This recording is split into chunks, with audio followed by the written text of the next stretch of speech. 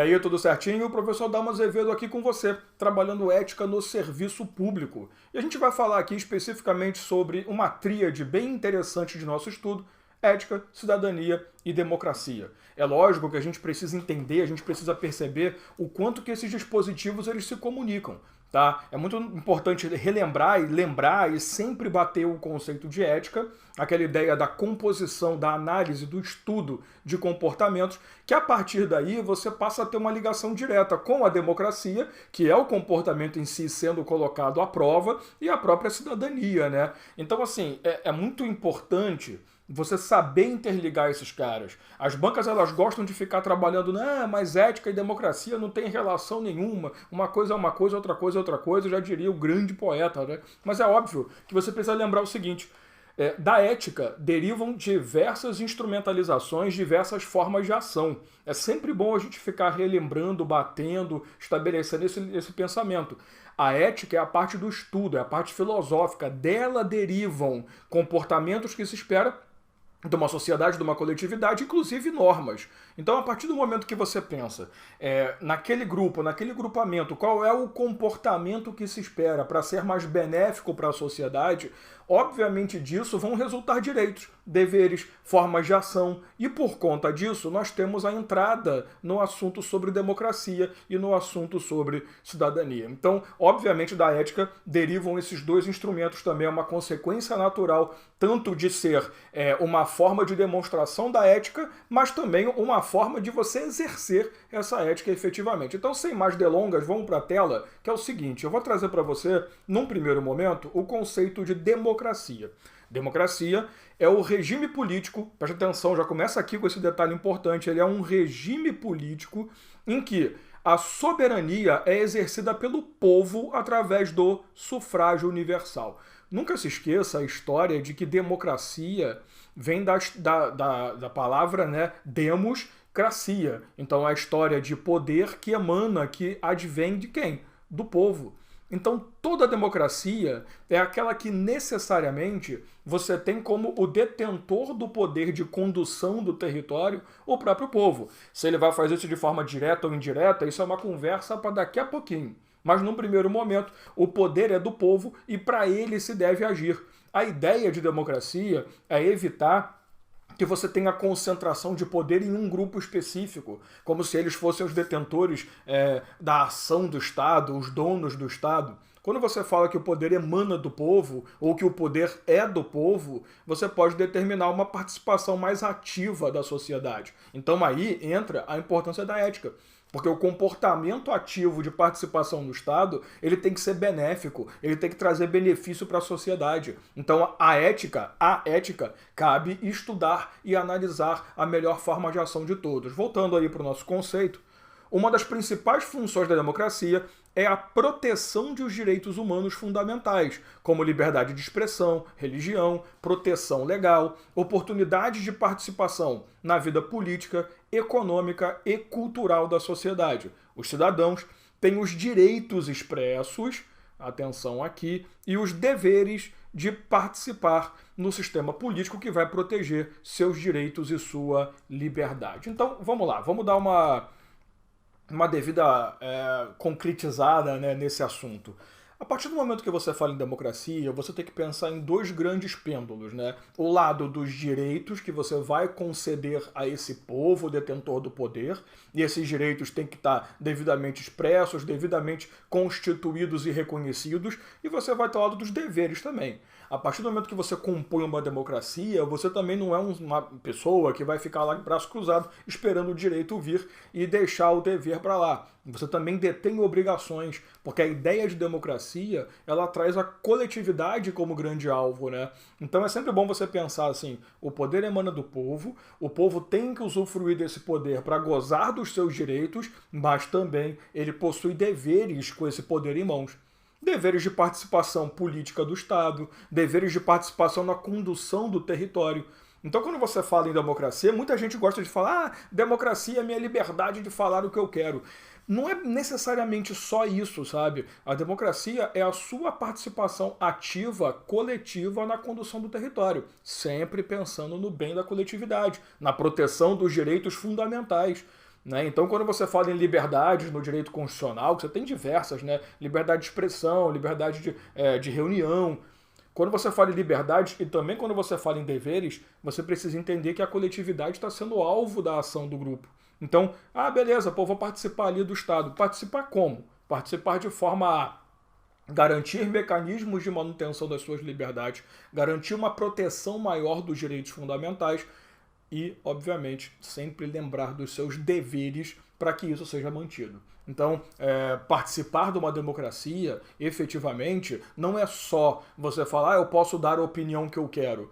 Porque a sua opinião, ela tem que trazer uma conotação de benefício para a sociedade, de positividade para a sociedade. Então, a simples exibição de pensamento, de opinião, exposição de realidades e ponto de vista, isso para muita gente é a democracia satisfatória, mas não é essa democracia que a gente quer. A gente quer uma participação efetiva do povo. Não é só você falar para 2, 3 pessoas e essas 2, 3 pessoas seguirem as suas ideias como se fossem definitivas. Você tem que ter uma participação efetiva. Então, cabe a você proteger esses direitos na forma em que você age também. Então não venha também querer dizer que você detém um direito específico, mas que você ao mesmo tempo vai atingir direito de outras pessoas. Isso tudo é uma coletividade. Então, cidadão é aquele que efetivamente exerce esses direitos, goza desses direitos, de forma a proteger o direito fundamental, mas que também tem o seu dever de participação efetiva. Ele participa, ele se comunica. É muito comum, assim, uma democracia como a nossa, por exemplo, e essa é uma forma muito grande do Estado demonstrar o quanto a democracia é importante para ele, vira e mexe quando você tem alguma efetivação de contrato, de contratação, de realização de licitação, ou alguma alteração muito importante na condução do sistema de educação, de cultura, você tem as chamadas audiências públicas. E a melhor forma de você exercer a sua cidadania, consequentemente a melhor forma de você demonstrar que participa da democracia, é a sua presença lá. Então essas audiências públicas, esses movimentos em que o Estado clama pela participação do povo, eles têm essa conotação democrática. Porque pensa, se não fosse uma democracia, você pode ter certeza que ninguém ia te chamar para nada, a sua opinião não ia servir para nada. Não estou dizendo que respeitem a sua opinião hoje em dia. A gente sempre tem que levar em consideração que para realizar uma prova de ética, a gente não pode colocar o nosso coraçãozinho, o nosso ódio, né, perante o Estado, os governantes, na ponta do lápis ali, da caneta, né? Porque senão você vai acabar marcando alguma coisa mais com ódio do que com razão. Então, a ideia de democracia é essa participação ativa. Então, você está lá, você tem direito de participar, de falar. Se não fosse uma democracia, tenha certeza que não teria audiência para nada. Viria a ordem de cima para baixo. Viria simplesmente dizendo, olha, a ideia educacional nossa agora é essa, o nosso foco é esse, e se você concorda, beleza, se não concorda, vai morar em outro país. Democracia não é isso. Democracia é essa possibilidade de ouvir, de trazer essa participação da população de uma forma efetiva. Tá? Preste atenção, como a Constituição Federal, ela se molda para a gente em relação a isso. Ó. A República Federativa do Brasil, formada pela união indissolúvel de estados e municípios do DF, constitui-se no Estado democrático de direito. Então nós somos um Estado democrático em que a participação do povo é extremamente importante para a nossa ação e um Estado democrático de direito. De direito significa que nós seguimos leis e não apenas a vontade humana. Então daí essa história importante aqui, ó, proteção de direitos humanos fundamentais. É muito bonito, né? Você falar, nossa, eu tenho uma Constituição Federal que me garante diversos direitos, que me protege de... Tá, beleza, e você consegue exercer realmente esse direito? Você realmente tem proteção, tem mecanismos para garantir que esse seu direito não seja ofendido por alguém? Então, assim, é óbvio que ser um Estado democrático é bonito, mas nós não podemos ser um Estado democrático apenas ligado à vontade humana, porque aí você vai ter uma bagunça. Pô, todo mundo tem um pensamento, uma opinião, uma forma de agir. Se você realmente deixar o poder na mão do povo e isso não se tornar uma norma, uma forma de direcionamento, por isso tão importante o estudo ético por trás disso, você obviamente vai ter uma democracia meio falsificada ou completamente, né, conduzida pela vontade sem que se pense realmente na coletividade. Então, somos um Estado democrático, mas um Estado democrático que segue a lei. O que importa é, quer proteger direito fundamental? Beleza, esse direito está devidamente legislado, está devidamente normatizado, regulado.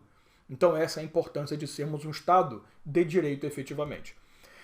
E ele vai falar dos fundamentos da República. Obviamente, você falar em democracia, você está desenvolvendo a questão da soberania, não só a soberania como um Estado perante todos, mas também a soberania do povo na participação. Mas assim, a cidadania e a dignidade da pessoa humana, né? Esses três fundamentos aqui, eles se focam muito em democracia. Então você tem a soberania não só do Estado, mas também do povo, a cidadania, o exercício de direitos que falaremos daqui a pouco, e a dignidade da pessoa humana quando você consegue proteger os tais direitos devidamente elencados e quando você exerce os seus deveres também. Tá? Então não é só também pensar na coletividade de uma forma aberta, você tem que pensar na coletividade de uma forma a garantir a dignidade acima de tudo. Olha o parágrafo único, eu não trouxe ele na sua totalidade, porque o que nos interessa é isso aqui. A democracia instaurada no Brasil funciona dessa forma. Todo o poder emana do povo, então confirma-se ser uma democracia, que o exerce por meio de representantes eleitos ou diretamente nos termos desta Constituição. Se você parar para pensar bem, o estudo de ética, democracia e cidadania, ele vai muito, muito acompanhar o estudo de direitos políticos lá no direito constitucional. Porque, convenhamos, como que você exerce democracia? Ah, Dalmo, fácil, a gente se reúne numa praça, bate papo, dá ideia, faz um documento e leva para a prefeitura. Se tu fizer isso, a prefeitura vai pegar o documento, vai jogar fora, vai falar que não te interessa. Óbvio que eu uso muito essa palavra, mas é uma palavra que é importante, a instrumentalização das coisas, sabe? Eu tenho que ter mecanismos eficientes e verdadeiros para que eu possa participar. Agora, também numa localidade com milhões de pessoas, né, que você tem gente pra caramba, um país é ótimo, né? Um país com a estrutura que é o Brasil, gigantesco. Você precisa criar um sistema de democracia funcional. Então, quando dizemos que nós somos um regime político democrático, ou simplesmente um regime democrático, nós dizemos o seguinte, tá, nós somos, na verdade, um regime democrático em que a participação do povo ocorre em dados momentos, mas tem outros momentos também que o povo ele não vai diretamente ali falar. Como eu falei da audiência pública, nem tudo tem audiência pública. Em vários momentos você tem leis aí sendo editadas, medidas provisórias, que você nem concorda. E ninguém perguntou sua opinião. O que a gente para pensar é o seguinte, por que isso passou sem perguntar ao povo? No passado foi perguntado. Quando eu perguntei para você, e aí, quem você elege para ser o seu representante? Quem é a pessoa que você vai colocar lá para falar em seu nome? Que é o grande erro do brasileiro hoje em dia, que a gente esquece da importância do nosso voto. A gente pensa simplesmente em vamos votar. Então, nós não valorizamos, né, como Estado, a simples... vou votar em quem me der vontade, quem me der mais dinheiro, por mais que isso aconteça em muitos territórios no país ainda, a importância do seu voto, ela se apresenta principalmente nesse ponto. Em que quando você elege alguém, você determina que essa pessoa será o seu representante. Vai falar em teu nome, vai tomar decisões em seu nome, vai produzir leis em seu nome, vai proteger direitos em seu nome. Então calma lá também que uma democracia como a nossa, ela não pode ser uma democracia meramente direta, em que toda hora o povo participa. Não ia funcionar. Então nós adotamos no Brasil uma democracia semi-direta, semi-indireta ou mista. Depende muito da banca, depende muito do doutrinador necessariamente, mas ainda do seu professor de direito constitucional. Então eu peço a você que use a terminologia do seu professor de constitucional, não do idiota do Dalmo. Então a ideia é a seguinte, quando você tem uma democracia mista, semi-direta ou semi-indireta, você vai ter os dois lados sendo apresentados. É exatamente o que o parágrafo único da Constituição, no seu artigo 1º, vai falar para você. Então, qual é a forma de participação indireta do povo? Através dos seus representantes. Então, quando você elege prefeito, vereador, deputado, inclusive o senador, por mais que o senador fale em nome do território e não do povo, mas ele representa o povo do território indiretamente. Então, quando você elege alguém, o seu representante é a sua forma de participação democrática na condução do território. Porém, nós não podemos nos afastar da previsão constitucional de participação efetiva do povo, que a gente desenvolve melhor na análise da cidadania. Tá? Então, num primeiro momento, entenda que democracia é isso. É você ter direitos e deveres, mas efetivamente participar disso, da proteção dos direitos, da garantia dos direitos e também respeitar e atender aos deveres estabelecidos legalmente. Somos um Estado democrático de direito. Tá? Continuando, vamos para o próximo slide aí. Vamos para a cidadania, que a gente consegue juntar isso tudo. A cidadania, ela pode ser identificada em 3 grandes acepções. Primeira, cidadania como referência aos direitos. Então, quando você quer utilizar a terminologia cidadania para falar aquela pessoa detém direitos naquela localidade, você fala que ele é um cidadão. Cidadania, segundo momento, como um vínculo jurídico-político com o Estado. Que aí você estuda aquela questão de direitos políticos ligados ao Estado. Você é um cidadão brasileiro, se você vai sofrer extradição ou não, né? Como todo brasileiro nato não sofre, mas o brasileiro naturalizado pode sofrer em 2 casos específicos, né? O tráfico de drogas, né? Na verdade, qualquer coisa que se ligue a ilícitos, entorpecentes ilícitos a qualquer momento, ou o cometimento de um crime comum antes de naturalização, o estrangeiro que de regra sempre é extraditado, salvo crimes políticos ou de opinião. Então, tudo isso aqui é muito direito constitucional. Você vai fazer o link com o estudo que você fez sobre direitos políticos e nacionalidade. E num terceiro momento, a cidadania social, né, sociológica, de um comportamento exemplar de uma pessoa. Aquele é um grande cidadão brasileiro, aquele respeita todo mundo, ele está sempre preocupado com o próximo. É um cidadão, né? Então você tem 3 grandes grupos de pensamento. O cidadão como detentor de direitos, o cidadão como um cara relacionado política e juridicamente a um Estado, a um território, né? E aí tem a dupla cidadania, dupla nacionalidade, chame você como preferir, e o cidadão como aquele cara, e aí o terceiro que não é tão importante pra gente, que respeita todo mundo, que joga papelzinho no lixo, que é uma beleza de pessoa, que é um exemplo, é honesto, é bonito, é educado, não é o Dalma. Mas eu poderia ser porque eu sou uma pessoa boazinha, apesar de todos os defeitos. Então você entende o que é cidadania para nós? E eu vou jogar na tela exatamente para a gente matar isso aqui. Para a gente, para nossa análise, importa o primeiro cidadão. Cidadania é o exercício de direitos e deveres civis, políticos e sociais, estabelecidos na Constituição de um país por parte dos seus respectivos cidadãos.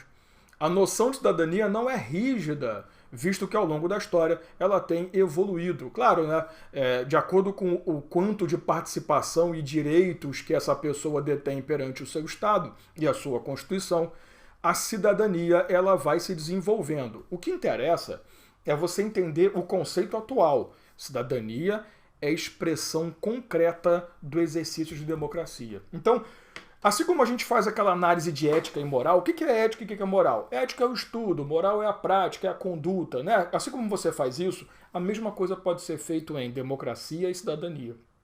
Democracia é a previsão, é o pensamento de que toda pessoa detém direitos e deveres. Quando você põe esse direito em prática, quando você respeita um dever estabelecido, você está agindo com cidadania.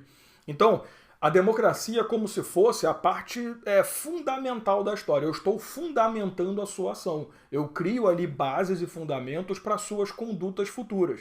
E essa conduta ela vai se representar na ação de um cidadão. Então, o cidadão, para a gente, é o cara que efetivamente exerce direitos. Lembrando, o conceito de cidadania já sofreu muitas mutações. Já teve época que cidadão não era o cara que participava diretamente ou indiretamente. Cidadão é o cara que tinha mais dinheiro. Ou cidadão era a pessoa que tinha mais posses. Cidadão é a pessoa que tinha mais relação com os detentores do poder. A nossa cidadania hoje é muito mais aberta, muito mais ampla e, convenhamos, muito mais democrática, né? Então pensa assim. Quando você exerce aqueles direitos e deveres que a democracia te estabelece, você está agindo como um cidadão. Então o cidadão é não só o detentor, mas o que utiliza-se, o executor, digamos assim, desses direitos e deveres previamente estabelecidos. Democracia, vamos voltar para a história, democracia é o reconhecimento de que o poder está na mão do povo e que esse cara detém direitos e deveres. Perfeito? A partir do momento que você tem esses direitos e deveres devidamente estabelecidos num texto constitucional, você passa a ter a cidadania reconhecida. E o cara que é cidadão é aquele que vai praticar esses direitos e deveres. Então eu volto para essa última frase que ela é muito importante. Cidadania é a expressão concreta do exercício da democracia. Tá? Para a gente poder avançar um pouco, como eu falei para você, a cidadania, que é exercício da democracia, ela se faz de forma indireta, através do voto, ou de forma direta. E é aí que a gente entra na história. Exercer a cidadania não significa apenas votar. Isso aqui é uma coisa muito importante, tá? Muita gente, não, que o cara é cidadão é porque ele vota. Se ele não tá votando, ele não é cidadão. Amigo, esse conceito pra gente não serve. Cidadão não é apenas aquele que vota, é aquele que participa efetivamente, é aquele que realmente exerce direitos políticos, civis, sociais, não me importa, tá? Cidadão deve exigir o cumprimento da Constituição Federal através de mecanismos de controle popular. Você já estudou ou vai estudar em algum momento na sua vida remédios constitucionais e você toma conhecimento de uma ação popular, por exemplo, que é a maior demonstração de cidadania possível, porque você verifica um ato administrativo lesivo produzido pelo Estado e você, mediante uma ação judicial, consegue derrubar esse ato. Lesivo ao patrimônio público, ao patrimônio histórico, cultural, ao financeiro, à moralidade administrativa, ao meio ambiente. Olha que ação espetacular. Você não está entrando com uma ação em nome próprio. Você não está acionando o judiciário para poder garantir um direito seu. Você está pensando na coletividade. É um dos maiores exercícios que nós temos de controle. Então, assim, quando você é cidadão, ou seja, quando você exerce seus direitos e, obviamente, respeita os seus deveres de forma efetiva, direitos e deveres estabelecidos como consequência de um estudo ético, que estabeleceu padrões morais, que trouxe para você uma democracia efetiva, quando você é um cidadão, né, naturalmente, você não vai só participar positivamente. Ou melhor, você não vai só participar ativamente da história, você vai participar passivamente também. Então, em alguns momentos você estará passivamente usufruindo de direitos, mas em outros momentos eu preciso da sua participação ativa. Acho que eu falei o contrário, né? Mas vale a pena então voltar a falar. Você não vai participar apenas passivamente, ou seja, gozando e usufruindo de direitos, mas também garantindo, controlando a atividade do Estado. Porque, de novo, o poder emana do povo. O Estado ele acha que pode fazer qualquer coisa, mas você tem mecanismos de controle. Então, Adalmo, eu elegi um cara, o cara vai fazer lei. Mas se eu tiver uma ideia de uma lei maravilhosa, eu tenho como? Tem. Sim. Aí, pô, quer dizer então que toda alteração legislativa ou mudança na direção do Estado, os caras podem fazer por vontade própria? Não. A Constituição vai criar barreiras muito grandes para a atuação do Estado de forma livre. E essas barreiras, elas se dão em 3 grandes formas. E eu vou mostrar para você agora. O artigo 14, num primeiro momento, ele vai falar, no inciso, no seu caput, do artigo 14, ele vai falar do voto direto e secreto, que aqui você está desenvolvendo a sua democracia direta para constituir aqueles que vão exercer a democracia indireta, sim.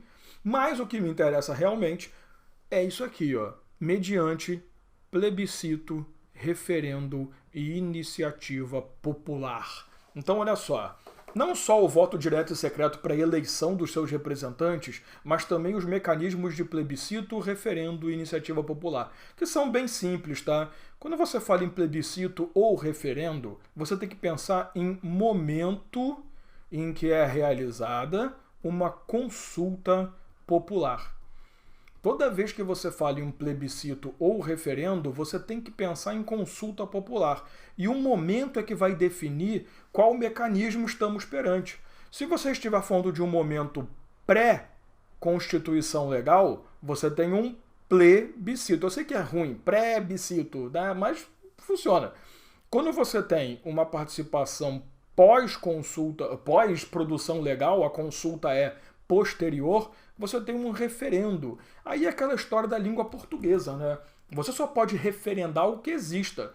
Ou uma instrução, uma ideia, você pode referendar o que existe. O que você precisa enxergar? Existem algumas situações em que o legislador ele pode querer alterar o sistema legislativo ou a forma de composição do Estado, não necessariamente a forma de Estado, que isso não pode, mas ele não pode fazer isso de forma solitária ou apenas com seus pares. A Constituição vai exigir em diversos momentos, você vê muito isso também quando você tem desmembramento de município ou fusão de estados, tem que ter uma consulta ao povo. Porque olha só, o cara pode até falar assim, não, mas eu represento a vontade de todo mundo. Beleza, mas vamos confirmar isso? então eu preciso fazer uma consulta popular. A sua ideia é o seguinte: aquela alteração legislativa já foi criada? Pensa, a lei já existe? Não? Então eu estou te consultando antes. Eu estou te perguntando se você concorda que a lei seja criada. Isso é um plebiscito. É prévio. Né? É a chamada consulta a priori. Se a lei já existe, eu estou apenas perguntando se você concorda, nós chamamos de referendo, que é a consulta a posteriori, consulta posterior. Nós tivemos no Brasil, até por uma previsão da ADCT, né, os atos e disposições constitucionais transitórias, nós tivemos em 1994, salvo engano da minha parte, 93, tá, 93, foi 5 anos depois de 93. Uma pergunta, vem cá, o que vocês acham? A gente continua como república, a gente continua como presidencialista? Quando foi feita essa pergunta, pensa, nós somos uma república. Se o povo decide não ser mais, cara, tem que escrever a Constituição inteira, que a Constituição toda, pega o artigo 1º, traz uma composição de república. Então, você acha que seria normal o cara produzir uma Constituição gigantesca nova, perguntar para o povo falar, não, estou satisfeito como está. Então, para evitar esse trabalho desnecessário, você pergunta primeiro e depois produz a lei. Ah, não, a gente não quer mais ser república, não. Beleza, então vamos converter a nossa legislação para uma realidade monárquica, sei lá. Vamos transformar isso aqui num estado maluco. Agora, numa ditadura, se você já tem a lei nas mãos, mas algum dispositivo ali não se consegue decidir pela validade ou não, você pode perguntar ao povo. Você já tem a lei e você vai ter o referendo. Isso aconteceu no referendo do Estatuto do Desarmamento. Se você lembrar bem, a lei estava pronta. O que tinha ali era uma discussão sobre um dispositivo, né? A questão do depósito, a possibilidade de depósito de projétil. Então você tinha uma dúvida. Fomos perguntar ao povo. Ninguém perguntou para você, e eu lembro que na época a mídia falou tão mal, assim, explicou tão mal que todo mundo achou que estava votando na lei. O estatuto estava aprovado, tanto que ele saiu. O que aconteceu foi, o que o povo acha? Nós vamos permitir ou não o armazenamento, o depósito de projétil, de munição? Essa foi a ideia. Então, a lei está pronta, eu vou referendar com você. Agora, às vezes o cara nem teve ideia de lei, mas quem teve foi você. Você e uma coletividade. E aí você tem um instrumento chamado iniciativa popular, que eu vou mostrar para você como funciona, artigo 61, parágrafo 2º. A iniciativa popular pode ser exercida pela apresentação à Câmara dos Deputados de projeto de lei. Lembrando que a Câmara dos Deputados é que representa o povo, por isso que é ela que recebe. Subscrito por, no mínimo, 1% do eleitorado nacional, então tem que ver aí qual é o eleitorado em consideração à última eleição geral que nós tivemos, distribuído por pelo menos 5 estados, para você comprovar, né, o caráter nacional do interesse da lei, com não menos de 0,3% ou 3/10 dos eleitores de cada um. Então esse somatório de 0,3 em 5 estados no mínimo tem que dar 1% do eleitorado nacional. Presta atenção. Nós tivemos durante um tempo a possibilidade, nós tivemos uma proposta de emenda constitucional, um projeto de emenda constitucional, em que existia a previsão de iniciativa popular propondo emenda constitucional. Essa proposta nunca passou. Ela aconteceu naquela época lá, lembra? O gigante acordou, foi dar uma urinada, sacudiu e voltou a dormir, né? Porque quando o gigante acordou, os caras se mexeram. Vamos criar um projeto de emenda constitucional para o povo também poder oferecer emenda. Quando o povo cansou, beleza, manifestação para nada mais, tá tudo bem, estamos felizes, o Brasil tá bem melhor agora. Eles pegaram esse projeto e enfiaram embaixo do braço. Então cuidado com a sua prova. Nós não podemos, através de iniciativa popular, propor uma emenda constitucional, apenas projeto de lei. E essa proposta é feita na Casa do Povo, não no Senado. O Senado é a Casa dos Estados, né?